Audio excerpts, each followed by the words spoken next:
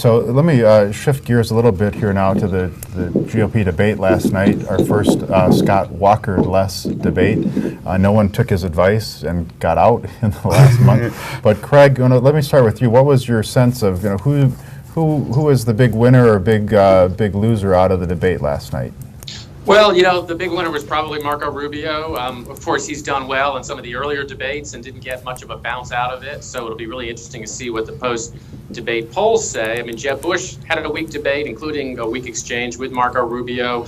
A lot of people had weak debates. I mean, the field is so big, the stage is so big, that it's really hard for more than one or two or three people to break through and to get credit for their debate performance.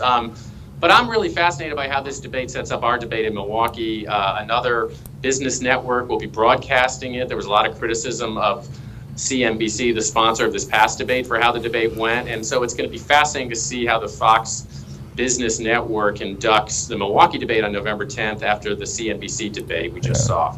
We'll turn to the Milwaukee debate a little more in a minute, but let me get Dan and Mary's sense. So the storyline going in was Jeb Bush really had to do well, and how will Ben Carson fare as sort of the new front runner? How do you think those came out?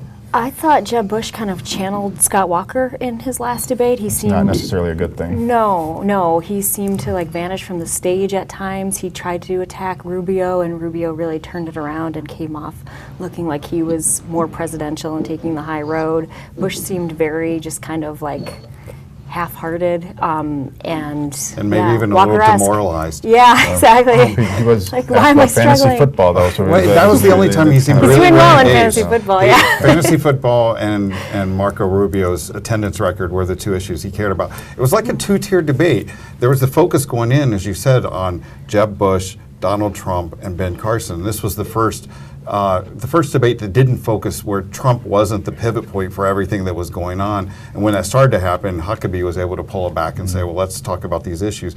And the issues became attacks on the government and attacks on the media and CNBC in particular.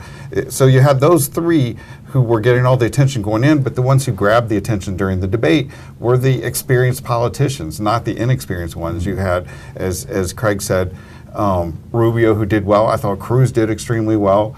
I think Chris Christie, though he's still far down the polls, I think he was good and glib and able to respond. And I thought Huckabee the same thing. These are people who are politicians who are in government or have been in government a long time, and they're the ones who perform the best.